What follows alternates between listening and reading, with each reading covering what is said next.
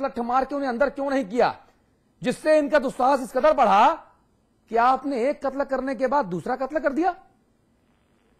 देखिए रफीक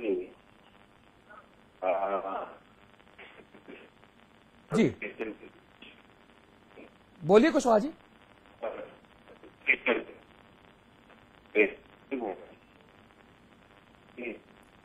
कुशवाहा जी माफी चाहूंगा, मैं आपकी आवाज हम तक नहीं आ रही है, सहयोगियों से कहूंगा कि दोबारा आपको फोन लगाया जाए। अमिताभ अग्निहोत्री जी, यही सवाल मैं आपसे पूछ रहा हूं। देखिए, इसका मूल जो है ना, इस समस्या की जड़ जितनी हमने चर्चा की उससे आगे है। तो मूल तक नहीं पहुंचेंगे तो पत्तियों की कटाई छटाई तो हो जाएगी, पेड़ फिर हरा भरा हो जाएगा दोबारा। अगर सारी पत्ती आप काट भी दें, तोड़ भी दें। राजस्थान, हरियाणा और पश्चिमी उत्तर प्रदेश, खाप का बवाल, मैं बवाल कहूंगा, इन्हीं 3 जगह है ज्यादा।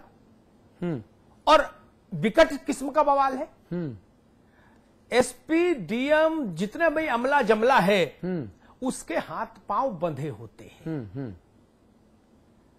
राजनेताओं का दबाव उस पर होता है और राजनेताओं पर खाप का दबाव होता है, संख्या बल का। ठीक है, इसलिए मुश्किल यह है कि भूपेंद्र हुड्डा और ओम प्रकाश चौटाला और नवीन जिंदल, पढ़ा लिखा नौजवान जो विदेश से पढ़ के आया, वो भी खाप के खिलाफ बोलने की हिम्मत हरियाणा में कोई नहीं करता। हाँ। कोई नहीं करता। हाँ।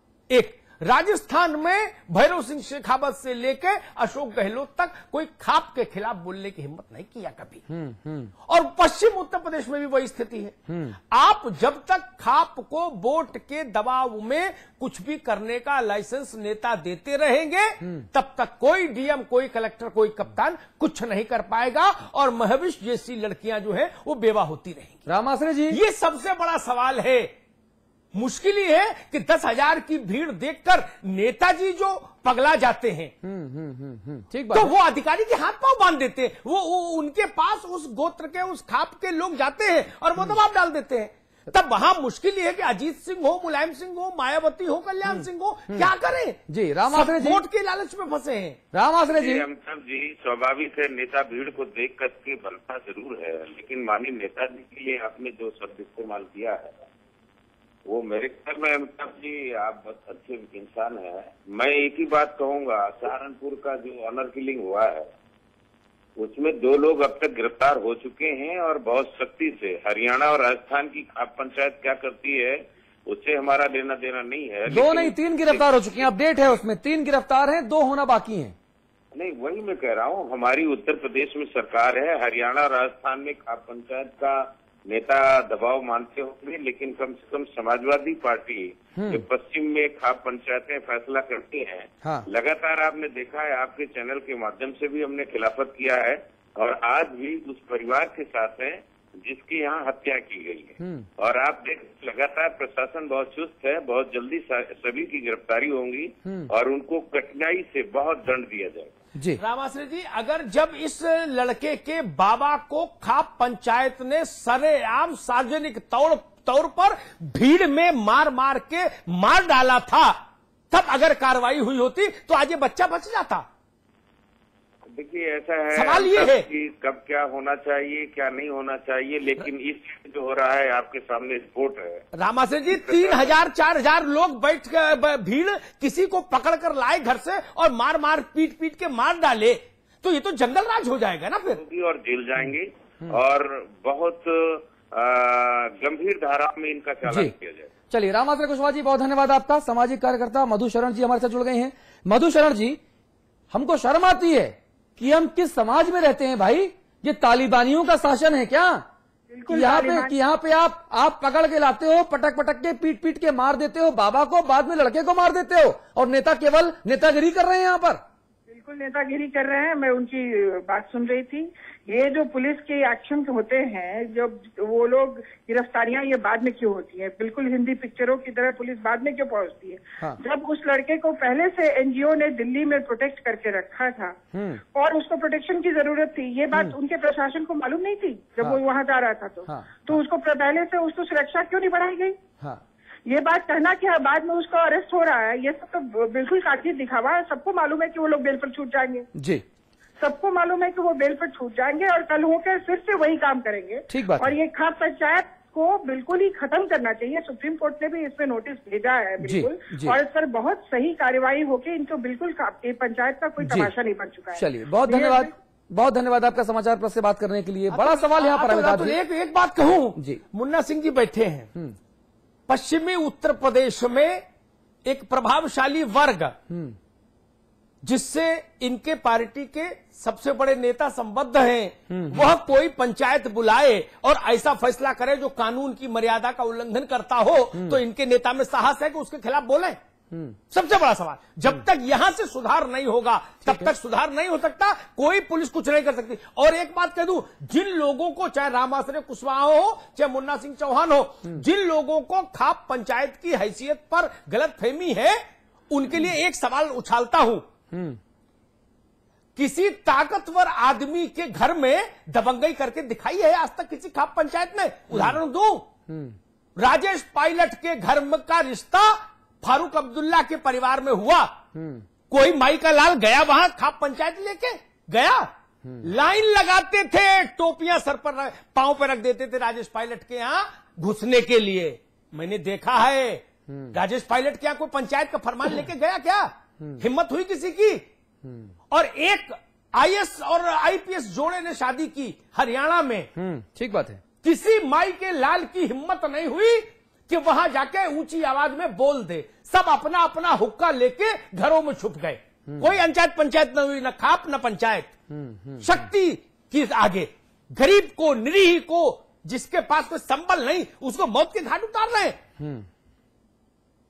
बड़े आदमी के घर में गोत्र विजातीय शादी हो रही, विधर्मीय शादी हो रही, और लोग लाइन लगा के खाना खा रहे हैं। वही खाप के लोग, बड़ी बड़ी मूंछों वाले। जी, बहुरानी बहुरानी बहुरानी क्या कह रहे हैं। स्थिति है? मैंने देखा है। ठीक बात है, बिल्कुल ठीक आप कह रहे हैं, बिल्कुल ठीक आप कह रहे हैं। और ये सवाल बहुत बड़ा है कि पंचायतें गाहे बगाहे पागल क्यों हो जाती हैं?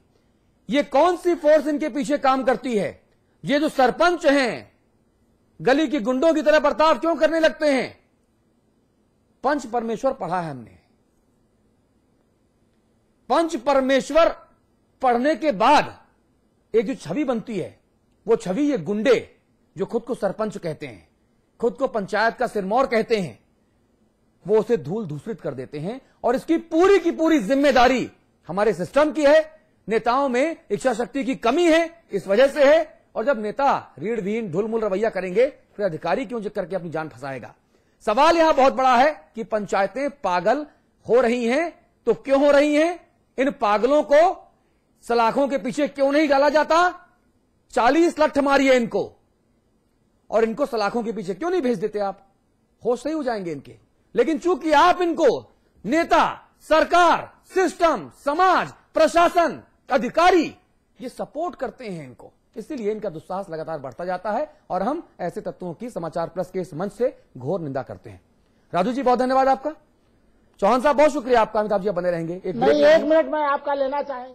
जी जी, बोलिए बोलिए बोलिए। एक सवाल उठाया जी कि एक तो पहली बार मैं आपके चैनल को धन्यवाद देना चाहता हूं कि जो है, अगर 22 तारीख की घटना आप लोग ना उठाए होते तो उत्तर प्रदेश की सरकार ना चेतती। दूसरा यह है कि हमारे मित्र ने अभी कहा, चौधरी अजीत सिंह का नाम लिया, इनको बताना चाहता हूं कि इकबाल से प्रशासन चलता है। स्वर्गीय चौधरी चरण सिंह मुख्यमंत्री थे, किसी की हैसियत नहीं थी कि कोई दबंगई कर सके, कोई गरीब आदमी किसी खाप पंचायत का कोई निर्णय थोप सके। तो प्रशासन को अपना इकबाल कायम करना चाहिए, कानून को कानून का काम करने देना चाहिए। हाँ।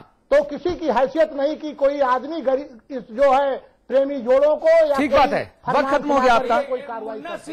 मुन्ना सिंह जी बहुत अदब से दो बात कहूंगा, बहुत संक्षेप में अमिताभ जी, ब्रेक का वक्त। एक तो चरण सिंह और अजीत सिंह की हैसियत का फर्क समझना होगा हमको, एक। और दूसरी बात कहूंगा, पश्चिम में एक अभी बड़ी खाप पंचायत हुई थी, हमने उसकी भी बड़ी अच्छी मजम्मत की थी अपने बिग बुलेटिन में। उसने कहा था कि महिलाएं जो है, लड़कियां जींस नहीं पहनेंगी, मोबाइल ले जाएंगी, और जब तक बुढ़ी नहीं हो जाएंगी बाजार नहीं जाएंगी। पश्चिम के किसी स्वयंभू नेता ने एक बयान भी जारी किया था क्या उस खाप पंचायत के फैसले के खिलाफ? नहीं किया था, माफ करिएगा। रोकेंगे वो खाप पंचायत नहीं थी, एक गांव की पंचायत थी। अरे तब भी बयान नहीं दिया आपने। आया क्या आपका? नहीं आया ना मुन्ना सिंह जी। चलिए ना बसपा का ना चलिए ठीक है। अरे भाई चौहान साहब आप कृपया ये कहने की कोशिश ना करें कि जिन सज्जन का, जिन बड़े नेता का नाम आप ले रहे हैं उनके राज में राम राज्य था। नहीं था। तब भी घटनाएं होती थी, अब भी घटनाएं हो रही हैं। अब मीडिया सबल है तो मीडिया रिपोर्ट कर रहा है तो नेताओं के पेट में दर्द हो रहा है। उस वक्त मीडिया इतना सशक्त नहीं था, इसलिए घटनाएं रिपोर्ट नहीं होती थी और आप लोग इस तरह के दावे करते थे। बहरहाल हमारा संपादकीय पक्ष यह है कि ऐसे पगलाई पंचायतों का इलाज कर उन्हें तुरंत दुरुस्त करना चाहिए। एक ब्रेक ले रहे हैं, उत्तराखंड की खबर इस ब्रेक के बाद। साथ है इतनी सी बात है, वो पेड़ वो आंगन दिखाना है से, कहता है रोज मन मुझे घर याद आता है मुझे, घर याद आता है मुझे।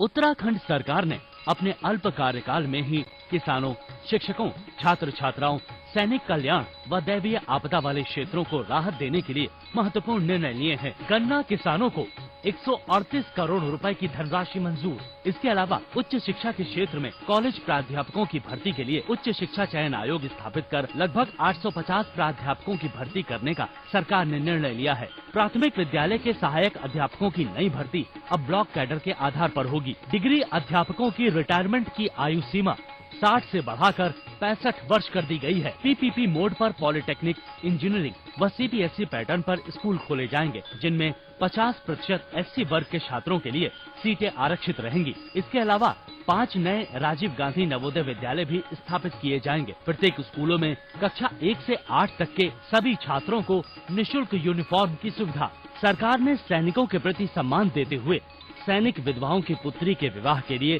सहायता राशि को 20,000 रुपए से बढ़ाकर 50,000 रुपए किया है। राजकीय सेवाओं में सामान्य वर्ग में आवेदन की आयु सीमा को 35 वर्ष से बढ़ाकर 40 वर्ष कर दिया गया है। राज्य सरकार ने प्रदेश के शिक्षित बेरोजगारों के लिए बेरोजगार सह कौशल विकास भत्ता योजना को नवंबर माह से लागू करने का प्रावधान किया है। उत्तराखंड की बहुगुणा सरकार प्रदेश के हर घर में विकास की योजनाओं को पहुँचाने के लिए प्रयासरत है।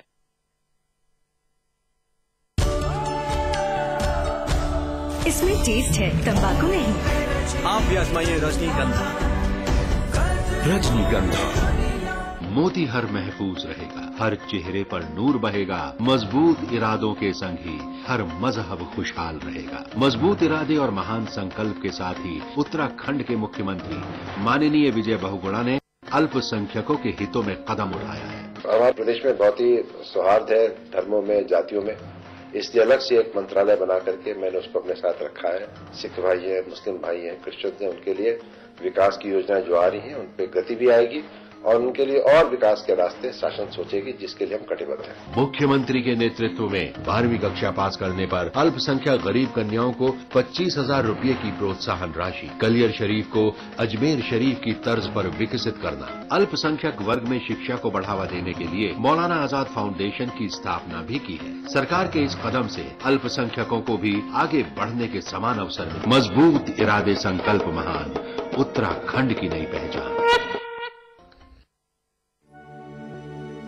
स्वाद बड़ी चीज है, स्वाद से बढ़कर कुछ नहीं। तुलसी सादा पान मसाला। जीत की खुशी पाने के लिए बहुत पसीना बहाना पड़ता है। सारी जरूरतों को भूलकर लक्ष्य को आंखों में बसाना पड़ता है। बेहतरीन समझकर मौके बनाने पड़ते हैं। यहाँ खिलाड़ी नहीं, उनके सपने लड़ते हैं। खेल की दुनिया की हर खबर जानने के लिए देखिए स्पोर्ट्स प्लस, रोजाना शाम 5:30 बजे और सुबह 9:30 बजे, सिर्फ समाचार प्लस पर।